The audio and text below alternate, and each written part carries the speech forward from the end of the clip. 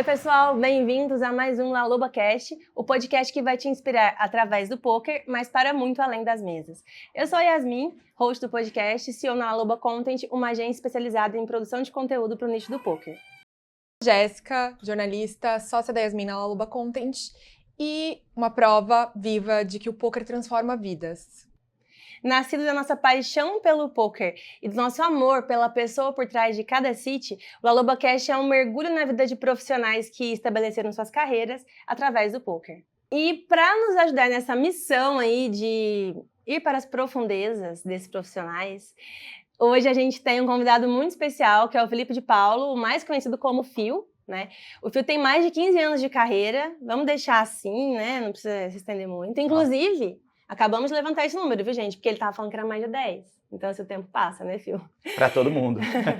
Hoje ele é coach jogador no Heroes Poker Team, ele tem uma longa jornada, já foi sócio de outros times, instrutor, e também ele é comentarista do Poker Stars e tem uma carreira repleta de títulos. Inclusive, ano passado, rolou até títulos simultâneos em um dia, né? Dupla. Rolou mesmo, olha só. Tão bem informadas. Bea mandou bem. Então, Phil, conta pra gente um pouco dessa história, um panorama geral de como o poker apareceu na sua vida, como foi essa transição e tudo mais.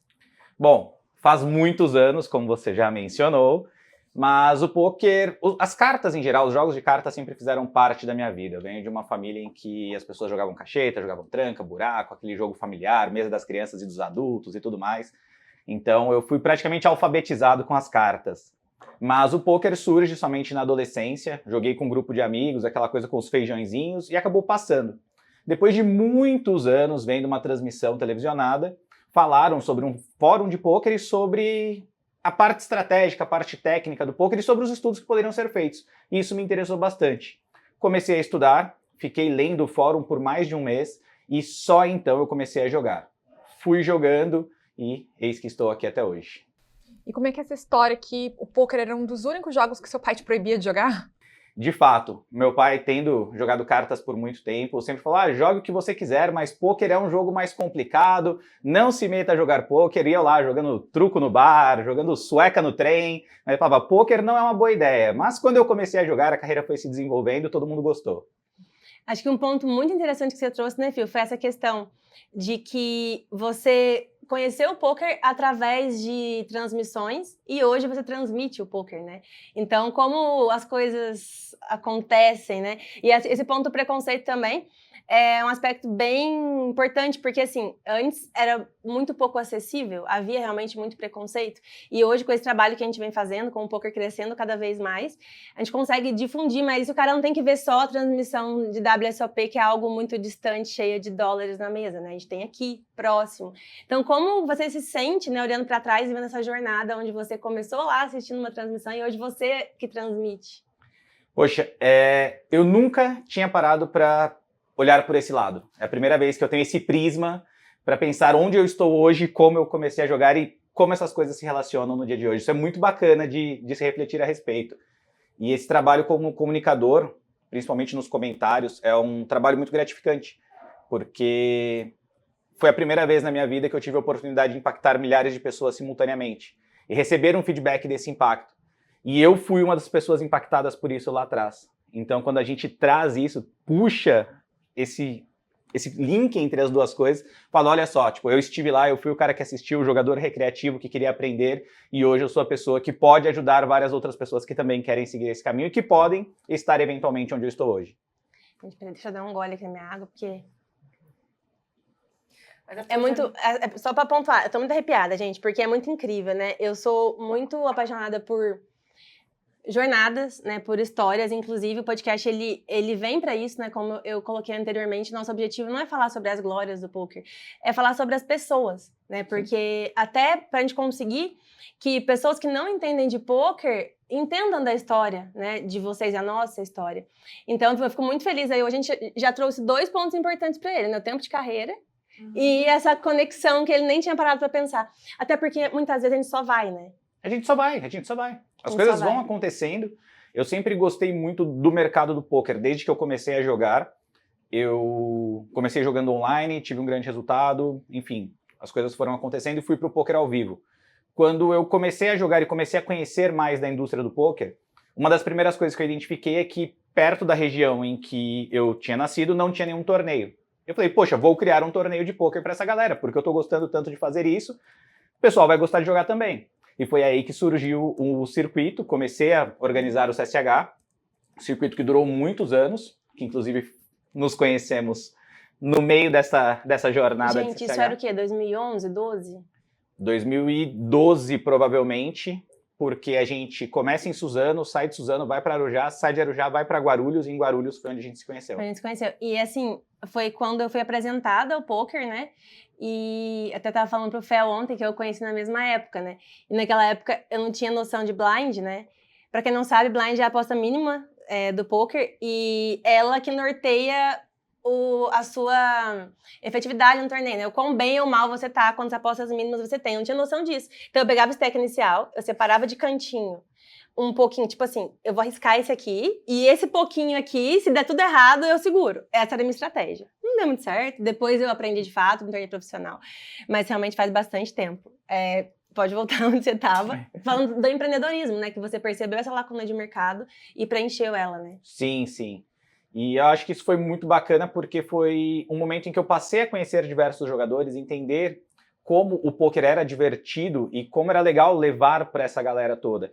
E dentro disso, eu já identifiquei uma outra coisa, as pessoas queriam aprender a jogar um pouco melhor.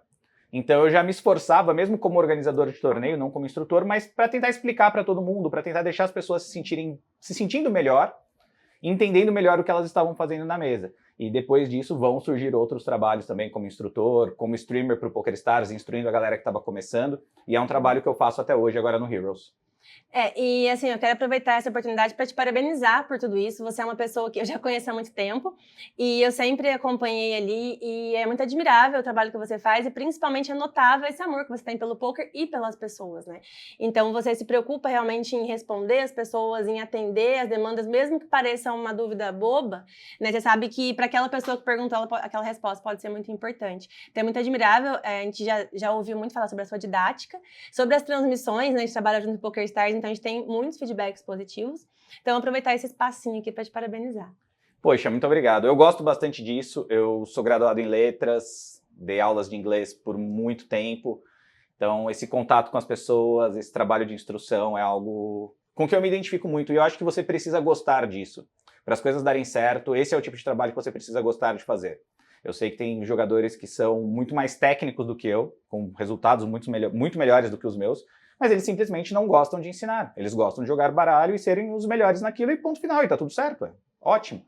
Mas para quem gosta de ensinar, as coisas funcionam muito melhor. Você tem de ter o prazer em ver a outra pessoa aprender, evoluir e ficar feliz com aquilo. Você tem de encontrar a sua felicidade na felicidade da outra pessoa, isso é muito importante. Foi um processo natural essa transição de se tornar instrutor com a sua bagagem já de professor anteriormente? Ou foi uma coisa que você pensou e decidiu, agora eu quero me tornar instrutor? Foi natural, foi bem natural e foi uma transição que demorou bastante tempo, inclusive. Porque eu tinha essa coisa já organizando o torneio, dava um toque pro pessoal, me perguntavam as coisas, olha, vai por aqui, vai por ali, não organize as suas fichas em 2 pilhas separadas. Mas eu estava em um LAPT e surgiu o convite do Serginho e o Xande. O Xande, na época, era o coordenador da IntelliPoker, o Serginho já no PokerStars, na época com o blog, e eles precisavam de alguém para ensinar a jogar Omaha nas transmissões do PokerStars. E nessa época eu jogava Cash Games de Omaha, eu já estava fazendo uma transição para uma carreira profissional, e rolou o convite para dar uma semana de aulas. Era uma semana especial em que eu daria 5 aulas.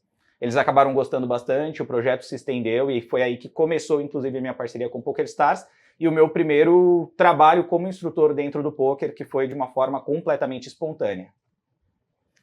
Que é sempre muito melhor, né? E agora, aquela pausinha rápida aqui no episódio para agradecer a Copag por apoiar o LaLobaCast. Quando o mundo perde a graça, a vida pede diversão. E, para sua sorte, existe a Copag. Acho que eu vou guiar aqui para um momento que... E eu vou falar isso em todos os episódios. Que para mim é o momento mais especial do podcast, que na verdade foi o que fez ele surgir, né? O que motivou esse podcast, que assim, eu sou não me canso de dizer também que sou muito apaixonada pelas pessoas, pelas trajetórias. Se me perguntar top 3 coisas que me fazem feliz, certamente vai ser ver a realização dos outros. Sou apaixonada por histórias, por pessoas que vão atrás, assim. E quando eu tinha uma agência já, né, há uns 8 anos, e aí depois eu me juntei com a Fê, era uma agência de mercado aberto, a gente foi nichar pro poker, e a gente tinha que escolher um nome pra agência, né? E o mais óbvio seria a gente ir pro lado do poker. Vai ser Queens Content, vai ser, sei lá, Flop Turn Rivers. Mas a gente não se identificava. E tudo que eu faço na minha vida tem que ter muito propósito, sabe? E a gente tava lendo Mulheres que Correm com Lobos na época, simultaneamente, que também não é coincidência. E eu falei, Fê, vamos de La Loba? E ela falou, meu, vamos. E depois eu falei, consultei umas pessoas, né? Porque tanto que nossa primeira logo era uma logo meio mística, tinha uma loba com uma lua. Eu falei, esse negócio parece logo de terapia holística, não parece logo de conteúdo. A gente foi adaptando. E assim, por quê, né? A La Loba, no livro, ela é um arquétipo de uma mulher muito sábia e ela vive na floresta escura. Então a vida dela é viver na floresta escura, recolhendo ossos, esqueletos e trazendo eles de volta à vida. E é um conceito muito forte, que se relaciona com o nosso propósito, ao passo de que a gente pega muitos projetos do chão, de nada, e transforma e dá vida a eles, né? Então, o meu desejo e eu já passei por muitos momentos assim na minha vida, em que eu tive que me reconstruir, que pegar força de onde não tinha para seguir em frente. Então, o principal objetivo desse podcast é realmente ouvir de vocês, e agora eu te pergunto, qual foi na sua vida, Fio, o seu lá moment, assim, um momento em que você teve realmente que recolher seus ossos, pegar seu esqueleto, pôr pra cima, tirar força de onde não tinha pra conseguir seguir em frente. Olha, eu vou ser muito sincero com você. Eu não tive na minha vida um momento em que estava tudo destruído e eu precisei reconstruir. Eu tive um momento da minha transição, que é o momento mais complicado, mas perto de diversas outras jornadas que eu já vi do pessoal como um todo, eu não tive esse momento em que eu falo ferrou tudo, para não usar um palavrão, mas todo mundo já sabe o que eu quis dizer. Mas eu não tive esse momento em que tudo deu errado. Eu tive um momento bem complicado, sim, que foi quando eu tinha produtora de conteúdo, a gente teve um calote muito grande, isso me obrigou a transitar de vez para o poker. Talvez fosse um caminho natural em alguns anos, mas eu não tinha esse objetivo de ser um jogador profissional, eu gostava muito de ser o jogador que era um recreativo lucrativo.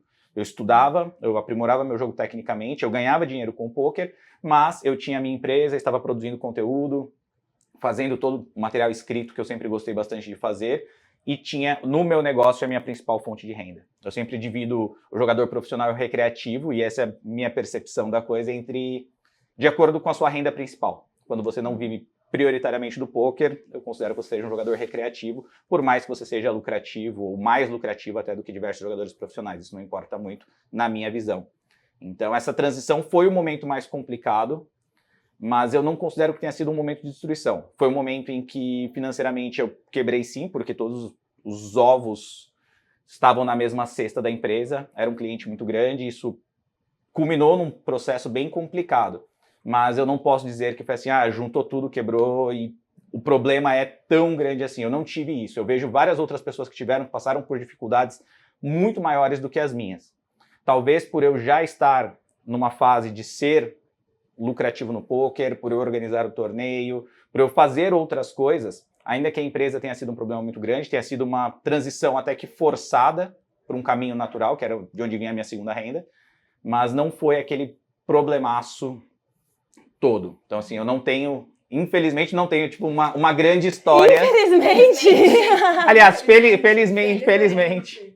Mas então, assim, você tomou um pé na bunda que te empurrou pro poker, definitivamente. Exatamente. E aí ele traz uma lição muito grande do empreendedorismo, né? Que é essa questão de não deixar todos os ovos nessa mesma cesta. Eu não tive muita opção neste caso. Não, entendo perfeitamente, né? Mas, assim, pra quem tem, né? A gente mesmo já passou por isso também, né? De ter uma grande renda em um lugar só. Então, isso é realmente algo de atenção, né? E é o tipo de coisa que às vezes acontece quando você tem uma empresa pequena, consegue um cliente muito grande, ele vira 95% do seu faturamento, você toma um calote, rola uma quebra de contrato, qualquer coisa não prevista, e você precisa expandir com muita velocidade para poder atender aquela demanda, não dá nem tempo de você se alinhar. E eu também não era tão preparado assim como empreendedor, tem todas as minhas falhas pessoais também, que eu poderia talvez ter minimizado os danos, não sei. Não é o tipo de coisa sobre a qual talvez nem valha refletir hoje em dia, de tão distante que eu já estou desse cenário, mas definitivamente eu não tinha experiência o suficiente. Hoje, obviamente, eu teria tomado algumas decisões diferentes. Certamente ensinou muito, né? Sim, Certo. a gente estava discutindo isso ontem. O quanto os nossos erros ensinam mais do que os acertos. Com certeza, com certeza. Quando a gente acerta, a gente não busca entender muito bem, né, a origem daquilo, mas quando erra, fala, opa, né, o que tá acontecendo, assim? E realmente... E emocionalmente, para você, como foi lidar com essa transição meio que forçada? Como não foi uma coisa que foi planejada?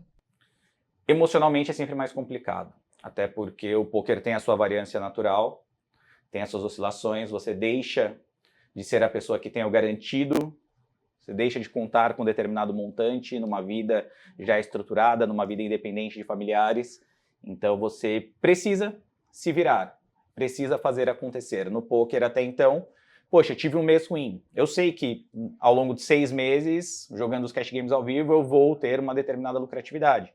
Mas agora eu já não posso, talvez, ter 2 ou 3 meses ruins. Então, emocionalmente, quando você passa por momentos de downswing, isso acaba afetando bastante, principalmente no momento de transição. Quanto mais experiente você fica, melhor você lida com as coisas, melhor é a sua reserva financeira, todo o seu trato profissional com o jogo e com a vida. Então, você acaba se ajustando muito melhor a isso. Mas no começo foi bem complicado, sim. Emocionalmente pesa mais.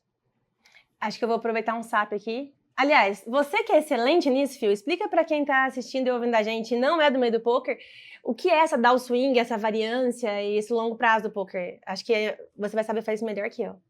Falo sim, sem problema algum. Bom, a downswing ou a variância são as oscilações que acontecem no poker. A variância pode ser considerada uma oscilação mais natural. A downswing também vai acontecer de maneira natural, mas é sempre importante a gente trazer uma reflexão sobre esses momentos. Muita gente pega os momentos negativos, aqueles momentos em que as coisas estão dando errado, e culpam somente a aleatoriedade do jogo. E não param para pensar no que elas estão fazendo de errado ou no que elas poderiam fazer melhor.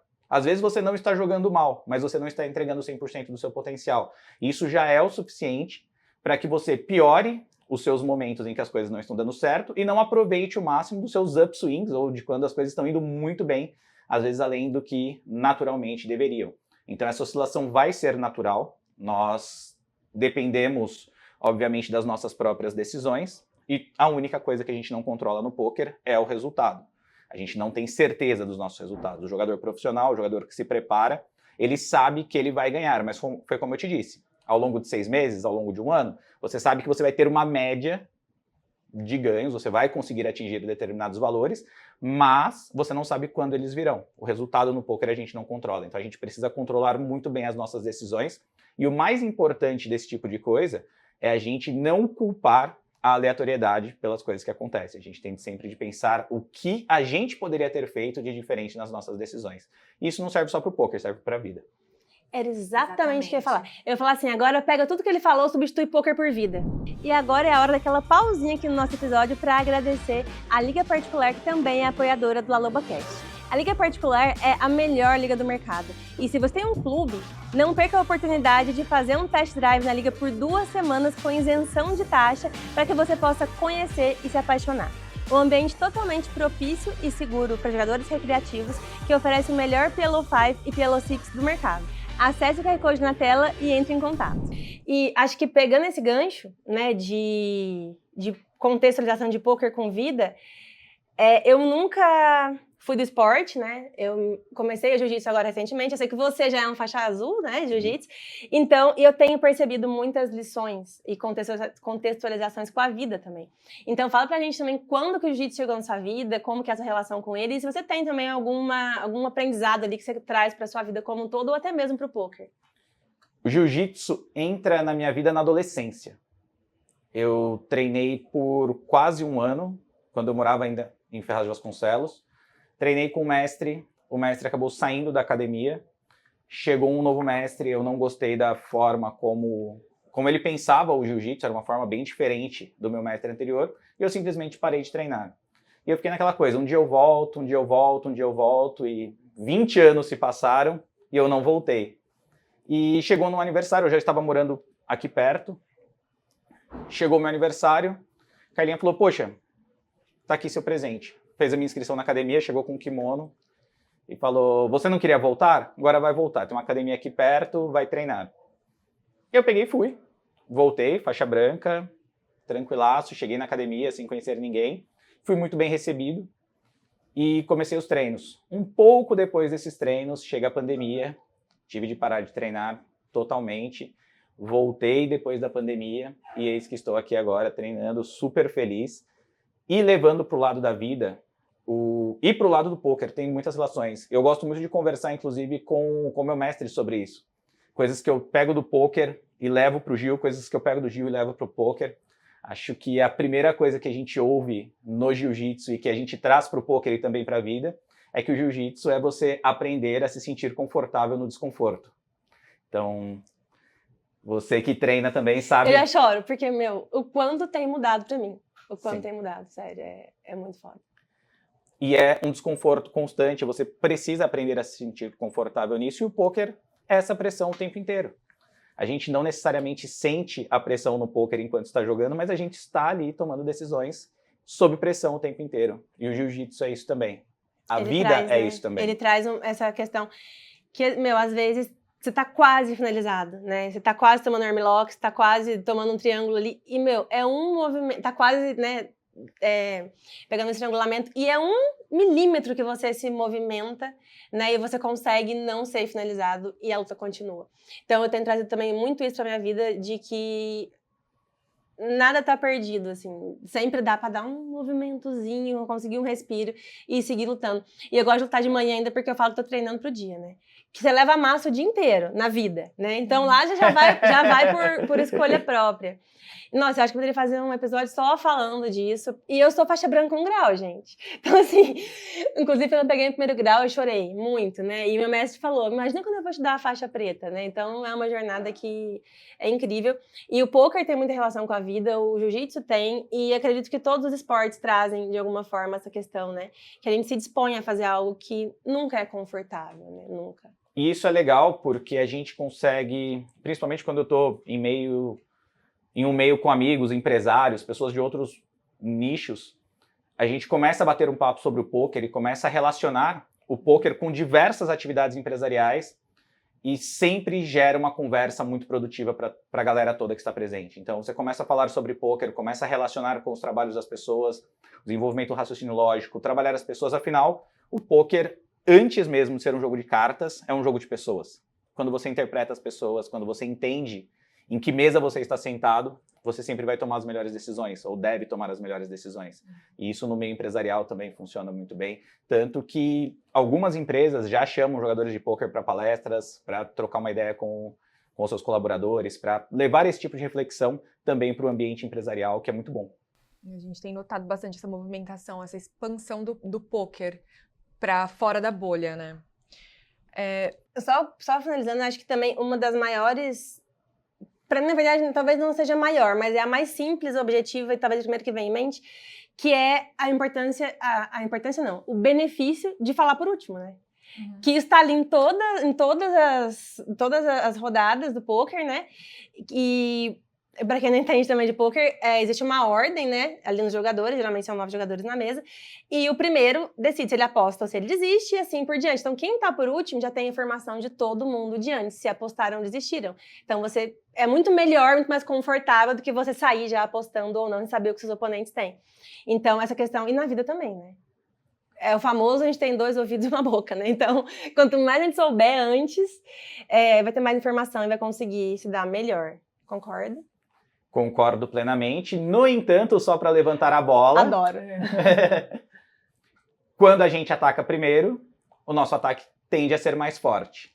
Então, no Gil já é assim, com certeza. A gente não tem que ser reativo. E no poker, quando você está nas primeiras posições, você tem uma desvantagem estratégica, mas uma representação maior de força. Então, sempre vale analisar todas as estratégias. É lindo, não é isso? Há de se refletir. Há de se refletir. Eu estava falando que você lutava, Gil, com 15 anos. E como foi, assim, voltar agora, recentemente, já depois de adulto, rolou uma reconexão com esse fio daquela época? Você consegue se lembrar de quais eram seus sonhos, como você se sentia, como você imaginava que seria o seu futuro e olhar daqui agora, adulto, olhar para trás? Poxa, a primeira sensação que eu tive voltando, a primeira conexão que eu tive voltando, foi, na verdade, uma pergunta a mim mesmo. Eu perguntei, cadê a minha flexibilidade? Não só física, né? Não só Não só física.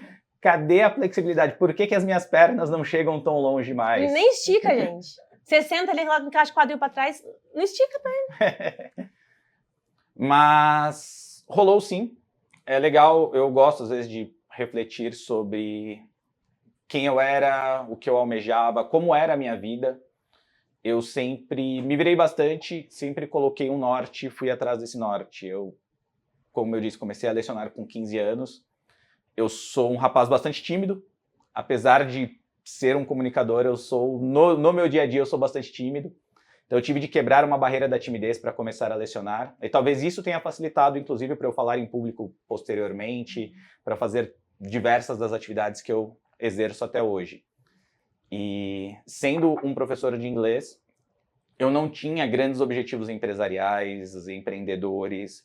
Eu tinha objetivos acadêmicos naquela época. A minha intenção era partir para um mestrado, um doutorado e realmente seguir esse caminho, mas no meio do caminho surgiram diversas coisas, o meu orientador na faculdade não colaborou muito com a minha tese, eu acabei desencanando completamente do meio acadêmico, surgiu a oportunidade de partir para o mercado publicitário, eu era um revisor de textos na época, e quando surgiu a oportunidade para eu revisar textos de uma agência, eu não sabia nem fazer marca de revisão, eu não sabia absolutamente nada sobre isso, porque eu estava preparado para o meio acadêmico. Eu arrumei o trabalho e depois eu fui aprender a fazer.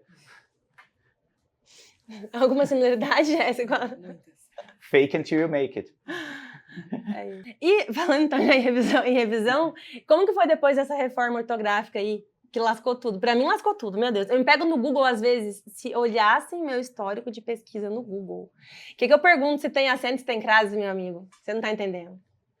Eu achei que eram os hífens pegam bastante. É verdade. Na verdade, acento não, é isso. Hífen, crase. Pra mim... Hífen pega demais mesmo. São grandes mudanças. Eu fui contra, por incrível que pareça, eu era bem tradicional com o idioma, eu era um cara chato da língua portuguesa. E eu era uma figura bem curiosa, porque eu tinha diversos piercings na cara. Quando você me conheceu, eu ainda tinha alguns, não? Tinha. Da boca, pelo menos, eu Sobrancelha, tinha. eu acho. Não, eu tinha um transversal e o da boca. Talvez eu Acho só que era tivesse isso. esses dois. Eu lembro de uns ferros ali. É, eu tinha um monte de coisa na Ainda cara. bem que você tirou o ferro. Até pro poker. Eu sou bem conservadora, bem certinha, mas eu tinha um monte de ferro na cara. Eu era uma figura bem peculiar, porque imagina, tipo, aquele visualzinho hardcore, com um monte de piercing na cara, falando um português um pouco mais rebuscado, super chato com regras do idioma, mas as coisas foram ficando mais tranquilas com o tempo. Tirei os piercings, desencanei das regras da língua portuguesa, mas só um pouquinho. Só um pouquinho. No entanto, a reforma ortográfica, ela pegou um período em que eu estava trabalhando com revisão. Nossa, Só que imagina. nós tivemos muito tempo para a transição. Eu fui contra a reforma, eu não via necessidade disso, é um tipo de processo que não fez sentido na minha visão. Só que fazer o quê? Quando vem, a gente tem de aceitar. As mudanças estão aí no poker, e às vezes a gente tem algumas mudanças também. Pode HUD, não pode HUD, o que vai acontecer? Tem Sharkscope, não tem Sharkscope, enfim. A gente só aceita as mudanças que estão por aí, a gente se adapta e faz o nosso melhor. Meu, e falando em adaptar e fazer melhor, acho que um ponto que se conecta totalmente com essa questão da comunicação e que é algo que eu acredito bastante também. A gente tem muitas vezes, a gente tem perfis na internet, hoje em dia a internet é um tribunal, né? Então, a gente tem perfis ali que às vezes ficam zoando, né? E satirizando a forma que as pessoas falam, né? E que falam errado. Óbvio que tem situações que são engraçadas, principalmente troca de palavras de criança, eu amo. Mas eu percebo que você, e observo isso de perto, você sempre busca igualar a sua comunicação para se tornar o mais compreensível possível. E isso é uma habilidade muito admirável, né? Então, eu vejo que às vezes você vai falar de uma forma mais simples, muito distante da forma que você falaria, né, se fosse um texto corrido, para se aproximar de quem está entendendo isso, e isso mostra realmente a preocupação que você tem em se fazer entendido, né? Então, é uma habilidade muito, e com certeza vem isso tudo, assim. Extremamente relevante quando você se coloca na posição de instrutor, né? Sim. Você lida com jogadores que vêm de diversos lugares do país, de fora talvez, e diversas culturas também, né? Você sempre precisa falar a linguagem do seu interlocutor. Isso acho que tem que ser uma regra para qualquer pessoa que trabalhe em qualquer nicho de comunicação. Você precisa saber com quem você está falando e você precisa passar a mensagem de forma que aquela pessoa entenda. Às vezes eu tenho amigos de múltiplos nichos e às vezes eu mudo o meu jeito de falar e é uma coisa instintiva. Mas eu mudo as gírias, mudo a forma de me comunicar, mudo o tom de voz, porque eu estou falando com determinada pessoa e a gente se comunica desse jeito. Com outras pessoas, eu sei que eu tenho de utilizar o linguajar mais rebuscado que eu puder, porque é aquilo que é esperado e é a forma como a pessoa se comunica, como ela vai me compreender. A gente quer passar uma mensagem, a gente precisa falar a língua do interlocutor. Até para não distanciar, né? Isso aproxima. Isso é claro quando eu vou para Minas, assim. Eu acredito que a língua ainda deva ser pautada pela norma culta. Então nós temos de respeitar as pessoas que não têm um conhecimento, que não têm instrução. Nós vivemos em um país em que a instrução não é acessível para todas as pessoas, mas nós não devemos, na minha ótica, normalizar isso como a forma correta, como a norma culta. A gente não deve simplesmente aceitar tudo como correto. É a forma como você está falando, eu tenho de respeitar, tenho de interagir, se possível falar a mesma linguagem, chegar a um meio de comunicação em que todo mundo se entenda, mas a partir do momento em que você leva isso para a linguagem escrita, a partir do momento em que você normaliza o erro e fala, eu tenho de aceitar isso como certo porque as pessoas falaram isso, é certo e ponto. A língua é viva? É sim, mas a gente tem de se pautar por uma forma em que as pessoas possam continuar se comunicando e todo mundo se entendendo. Então... Não é criando dialetos ali aleatórios, né?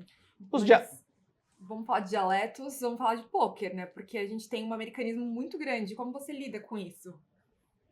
Eu utilizo a maior parte dos termos em inglês. A linguagem do pôquer é uma linguagem que serve para este meio, mas eu não posso, ou acredito que eu não deva, pelo menos, chegar em um meio em que as pessoas não jogam pôquer e falar, nossa, acabei de bolhar a última cerveja da geladeira. Ninguém vai entender aquilo. Então, tipo, é um dialeto que está naquele meio, dentro daquele meio faz sentido. Se eu chegar para vocês e falar, pô, bolhei a última cerveja da geladeira, vocês vão saber que eu me ferrei, que acabou a cerveja, tem que pedir lá naquele serviço que chega rapidinho em casa. Que não tá patrocinando a gente, obrigada. Viu só? Você pode pedir aqui, na próxima. O Sheraton está patrocinando a gente. Realmente, Sheraton é nosso apoiador. Quer uma cervejinha? Opa, lógico. A gente sabe que quando fala em dinheiro, segurança e confiança são essenciais. E disso a Smart Fichas entende muito bem. Há muitos anos no mercado, realizando transações ágeis e seguras, a Smart Ficha é com certeza a sua melhor opção para comprar e vender fichas. Aqui no QR Code na tela você consegue falar diretamente com a central deles e em instantes ter o seu saldo. Um jeito inteligente, rápido e seguro de obter suas fichas.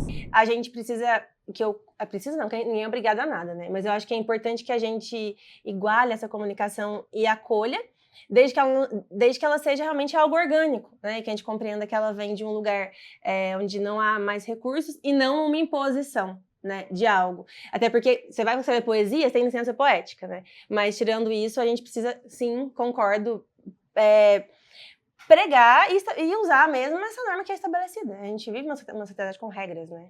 A gente tem de entender que a gente precisa de um norte para seguir. A norma culta é esse norte que a gente vai seguir. Vão ter diversas adaptações, as pessoas vão se comunicar da forma como elas aprenderam, como elas foram criadas, do ambiente em que elas vivem, de todas as situações que vão causar ou vão trazer, enriquecer o dialeto delas, a forma como elas vão se manifestar culturalmente, mas a gente não pode se esquecer de que tem uma regra pautando tudo. É tão simples quanto isso. A partir do momento em que a gente simplesmente fala, não há regras, o que você disser está certo, tenho de considerar isso certo porque é a sua forma e ponto final, num ambiente social, na língua falada, vai funcionar muito bem. Quando você leva isso para a língua escrita, para qualquer meio em que você precise se comunicar com diversas pessoas sem entonação de realidades diferentes, isso não vai funcionar tão bem. E isso vai trazer vários problemas futuros. Então, eu tenho essa visão que é uma visão um pouco mais fechada sobre o tema, não é uma visão mais conservadora sobre o assunto, e eu sei que quem não concorda polemiza. Mas sempre muito bem-vinda, aqui estamos, né? Sempre... Eu amo ouvir. E eu amo que discordem e eu não tenho o menor problema em mudar de ideia. Menor problema. Não é um negócio que eu vou... inclusive adoro quando me fazem mudar de ideia. E outro ponto também que tem é que, assim, às vezes eu acompanho alguns produtores de conteúdo, algumas pessoas que têm uma visão, às vezes, política ou, sei lá, outras visões muito diferentes da minha. Mas eu não sou aquela pessoa extremista de que, ele fala isso, então não me serve. Pô, eu absorvo muita coisa daquilo que ele posta, que ele pode ensinar. Então, acho que saber filtrar também o que te serve, o que não te serve, e entender e respeitar o espaço do outro é muito importante. Você concorda com isso? Isso também acontece na sua vida? Sim, sim. Isso é o mais importante. Quando a gente respeita a outra pessoa, meio caminho tá andado, tipo, não tem problema. E você tem de saber que você não está sempre certo, e que mesmo quando você está certo, você, ao entender como a outra pessoa pensa, você pode melhorar o seu posicionamento. Então eu posso não concordar com você, mas se eu entendo de onde você vem, por que você pensa daquela forma, posso falar, beleza, eu não concordo com a Yas, mas ela tem razão nesse ponto. Mas eu entendo de onde ela vem e por que ela pensa dessa forma. E isso vai solidificar, inclusive, a minha base de pensamento. Isso é bom, inclusive, para mim. Esse é o recurso dela, né? Exato. Incrível. Eu não vou nem entender que isso é uma leitura de range, uma leitura do perfil do adversário. Eu ia entrar nisso. Vamos lá. Eu queria te perguntar hoje, qual é o aspecto mais importante do seu trabalho, da sua carreira para você? Assim? O que você não abriria mão de forma alguma? Olha, eu não posso abrir mão de jogar.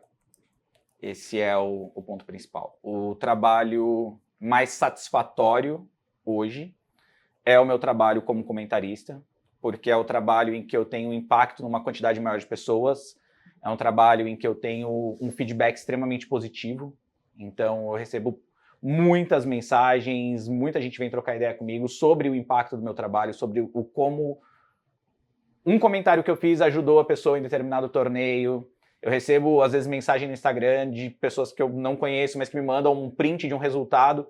Falam, cara, você não me conhece, mas eu queria te agradecer porque assistindo as suas transmissões eu melhorei meu jogo, conquistei esse resultado, então eu só tô te mandando mensagem para agradecer, um abraço, valeu.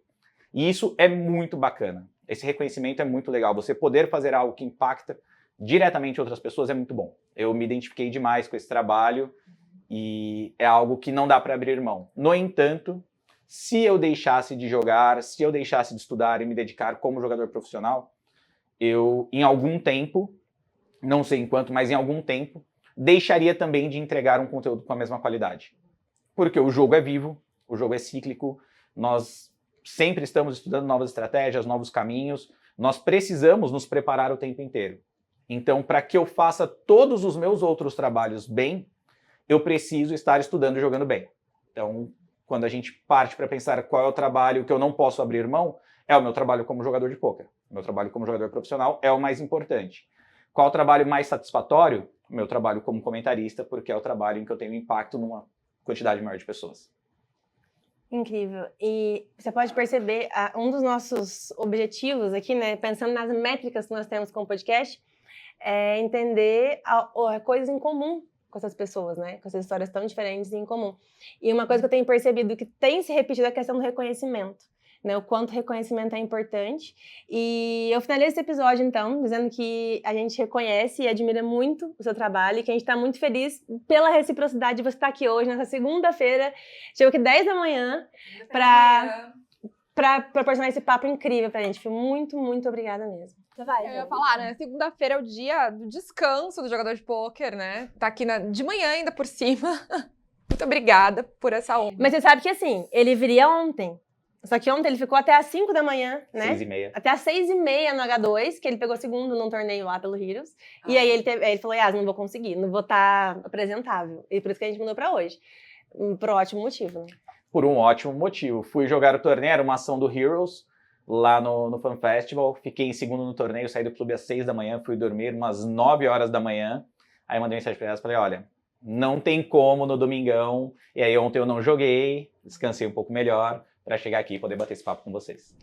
Esse episódio foi apresentado por Yasmin Kochinski e Jéssica Batista. É uma iniciativa de Laloba Content com coordenação de Yara Kochinski. Produção e pós-produção de Take Content e apoio de Copag, Real Poker, Liga Particular, Pix Poker, Smart Fichas, Midasware e Lobzy.